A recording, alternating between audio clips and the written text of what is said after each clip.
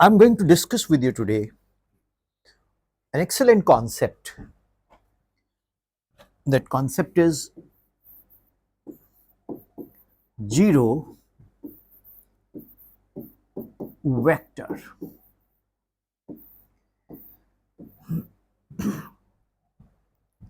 Normally, dear students, जब हम zero vector की बात करते हैं, then we define zero vector is that vector whose magnitude is zero.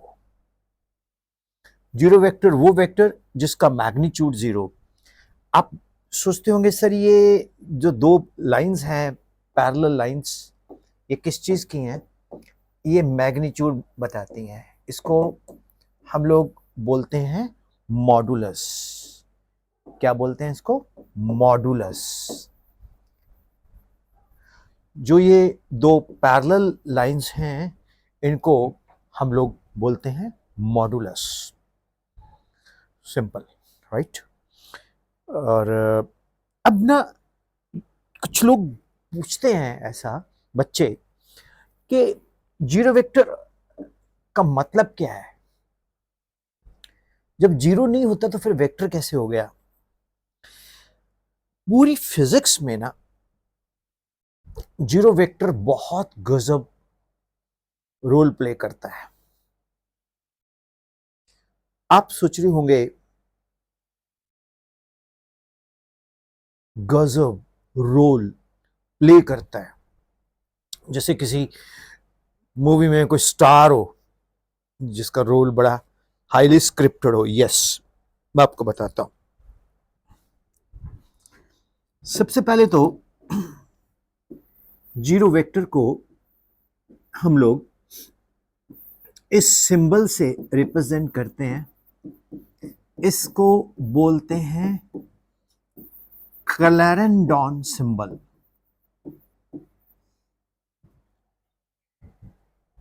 क्या बोलते हैं इसको? क्लैर में साइड हो जाएगा, क्लैरेंडॉन सिंबल। जीरो वेक्टर के बहुत सारे नाम हैं, मैं वो सारे नाम यहां लिखूंगा। इसको बोलते हैं नल वेक्टर, इसको बोलते हैं empty vector,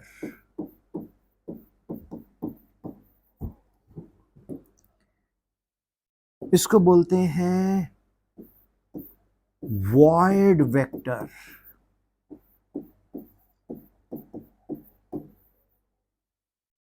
null vector, empty vector, void vector.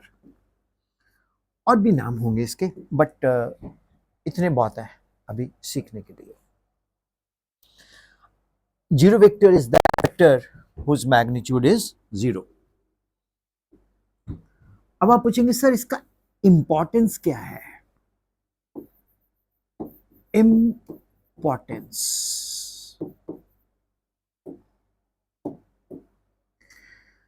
मैं दो वेक्टर लिखता हूं a प्लस बी और इसका सम आता है जीरो।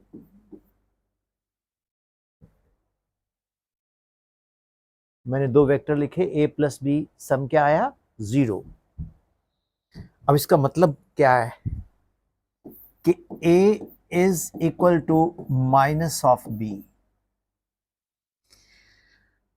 अगर ये a फोर्स है तो ये एक्शन b फोर्स है, तो रिएक्शन ये इक्वल एंड अपोजिट।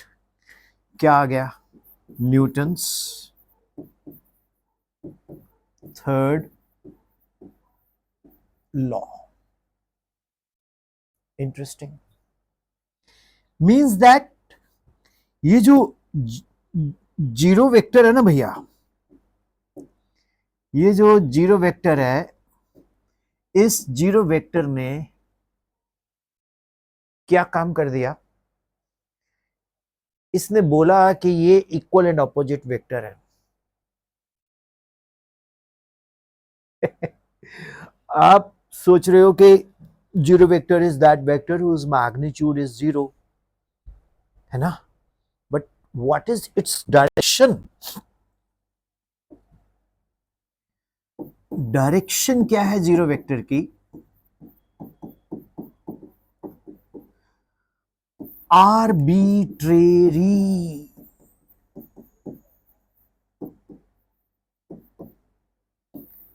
बड़ी सी क्लास में हमें आर्बिट्रेरी का मीनिंग नहीं पता लगता, तो एक डाउट बन जाता है कि सर ये आर्बिट्रेरी क्या है। आर्बिट्रेरी का मतलब है अपनी मर्जी का। जिधर चाहो उधर चला जाए। मीन्स दैट जो ये जीरो वेक्टर है ना भैया, ये इसका डायरेक्शन कुछ भी हो सकता है, बट होता जरूर है। बट होता जरूर है। अगर डायरेक्शन कुछ भी हो सकता है बट होता जरूर है। समझ आया जो मैंने बोला? जीरो वेक्टर का डायरेक्शन होता जरूर है भैया। लाइट जल गया आपके दिमाग का? Zero vector is that vector whose magnitude is zero but direction is arbitrary. समझे बाबू?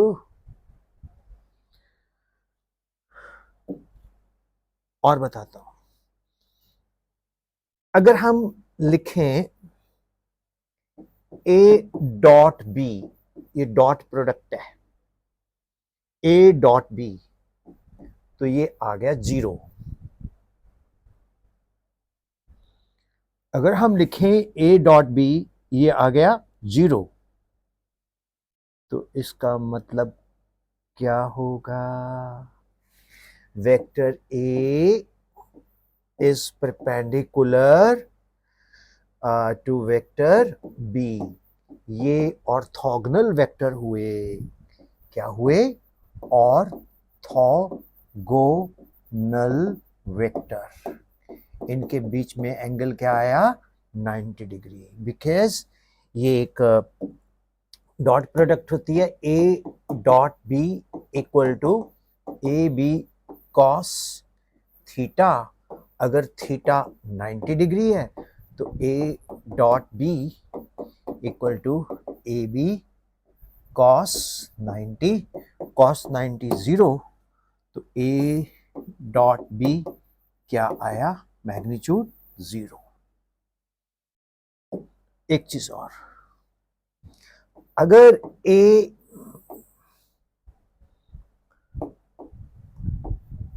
क्रॉस बी करते हैं और ये जीरो वेक्टर आए, इसका मतलब है एक वेक्टर हमारे पास ए है और दूसरा वेक्टर बी है, और दोनों के बीच में एंगल क्या है? जीरो। तो A cross B equal to A B sine zero. तो ये बन गया A cross B equal to zero.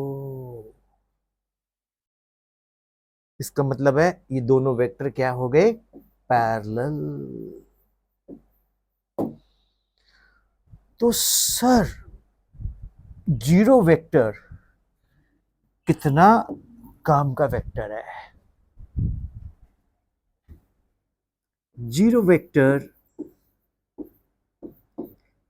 is that vector whose magnitude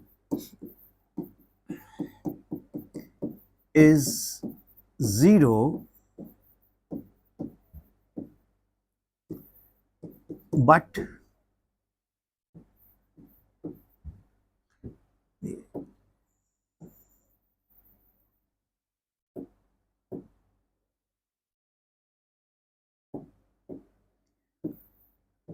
zero but its direction is arbitrary,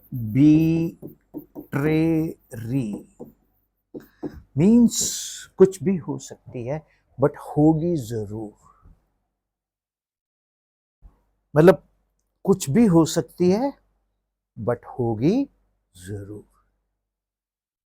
so dear students, ये एक logic मैंने आपको दिया।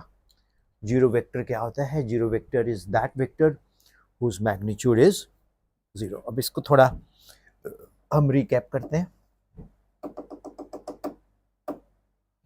मैंने बताया zero vector is that vector whose magnitude is zero. Zero vector is that vector whose magnitude is zero. ये जो दो पैरेलल लाइंस हैं ये मैग्नीट्यूड के बारे में बताती हैं, ठीक। इसको क्लैरेंडॉन सिंबल से रिप्रेजेंट करते हैं, तो this is called Clarendon symbol. फिर मैंने बताया इसके name null vector, empty vector, void vector.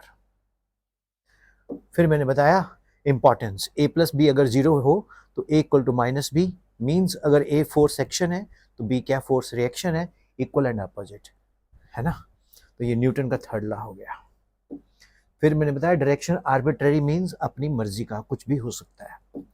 फिर मैंने बताया A dot B equal to zero, तो ये दोनों वेक्टर म्यूचुअली परपेंडिकुलर हैं, इसको ऑर्थोगोनल वेक्टर कहते हैं।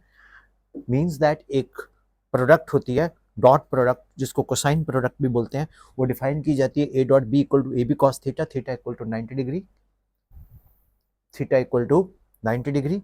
तो A dot B equal to A B cos 90, तो A dot B equal to zero, ठीक है। फिर मैंने आपको बताया कि a cross b equal to zero. when a cross b equal to zero, then it means that a cross b is zero vector. It means that a and b parallel vector, because ये एक sign product होती है A B sine zero, I mean A B sine theta, theta अगर zero है, अगर हम इसको theta ले लें, थीटा जीरो है, यहाँ थीटा लिख दें, थीटा जीरो है, तो ये डेफिनेशन है डॉट प्रोडक्ट की।